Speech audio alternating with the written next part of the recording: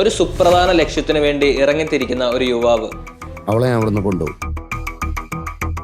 ആത്മബന്ധം കൊണ്ടും പണത്തിനോടുള്ള അത്യാവശ്യം കൊണ്ടും ചങ്ക് പറിച്ച് അയാളുടെ കൂടെ നിൽക്കുന്ന കുറച്ചു മനുഷ്യർ. ഇമോഷൻസും സാഹസികതയും ഒരേ നൂലിൽ കോർത്തെടുക്കുന്ന സിനിമയ്ക്ക് അത്യന്തം അവിശ്വസനീയമായ ഞെട്ടിക്കുന്ന ഒരു ക്ലൈമാക്സ്. അങ്ങനെ ഫുൾ പാക്ഡ് ആയിട്ടുള്ള ഒരു കംപ്ലീറ്റ് എന്റർടൈനർ ആണ് ആസാദി എന്ന മൂവി. നീതിക്കും ന്യായത്തിനും അപ്പുറം, എല്ലാ വിധത്തിലുള്ള ശരിതെറ്റുകൾക്കും അപ്പുറം മനുഷ്യർ അവരുടെ പ്രിയപ്പെട്ടവരുടെ കാര്യത്തിൽ പലപ്പോഴും സ്വാർത്ഥരാണ്. എന്റെ മക്കൾക്ക് കൊണ്ട് എനിക്കൊന്നും ചെയ്യാൻ പറ്റിയിട്ടില്ല. ഒക്കെ എന്റെ തെറ്റാ. അവരെ ഞാൻ നോക്കിയിരുന്നെങ്കിൽ ഒന്നും ഉണ്ടാവില്ലായിരുന്നു. ആ സ്വാർത്ഥത പുറമേ നിന്ന് നോക്കുന്ന ആളുകൾക്ക് തെറ്റാണെന്ന് തോന്നിക്കുന്ന ചില കാര്യങ്ങൾ നമ്മളെ കൊണ്ട് ചെയ്യിക്കും.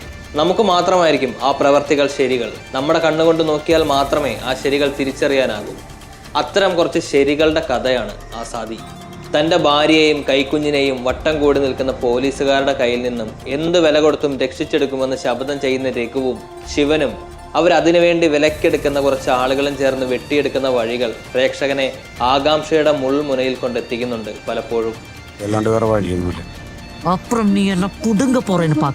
ഓരോ തവണയും അവരുടെ പ്ലാനുകൾക്ക് സമർത്ഥമായി തടയിടുന്ന പോലീസ് അവരുടെ ലക്ഷ്യം കൂടുതൽ കടുപ്പമുള്ളതാക്കി മാറ്റുന്നു.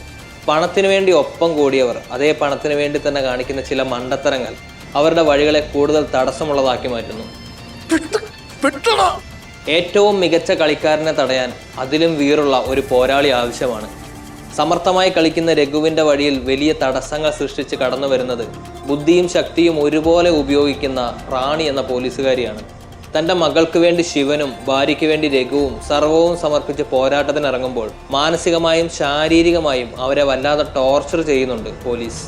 ഇനി ഭാര്യ കൊച്ചെന്നൊക്കെ പറഞ്ഞ നിന്നെ ഏരിയയിൽ കണ്ട ശരീരം എത്രയൊക്കെ വേദനിക്കുമ്പോഴും പോലീസ് നിലത്തിട്ട് ചവിട്ടി കൂട്ടുമ്പോഴും അവൻ്റെ കണ്ണിൽ അവൻ്റെ ലക്ഷ്യം കാണാനുള്ള തീഷ്ണത നമുക്ക് കാണാൻ സാധിക്കും. ഞാൻ പോകുന്നില്ല മാഡം.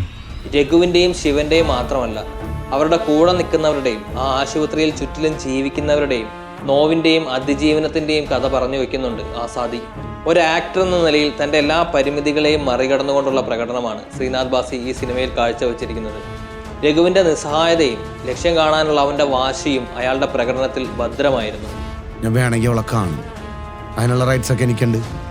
താനൊരു കോപ്പും ചെയ്തില്ല. തൻ്റെ ഭൂതകാലത്തിലെ ഓർമ്മകളിൽ നിന്നും ശീലങ്ങളിൽ നിന്നുമെല്ലാം മാറി ഫാമിലിക്ക് വേണ്ടി ജീവിക്കുന്ന സ്നേഹമുള്ള ഒരു അച്ഛനായ ശിവനായി ലാൽ അതിമനോഹരമായ പ്രകടനമാണ് ഈ സിനിമയിൽ കാഴ്ചവെച്ചിരിക്കുന്നത്.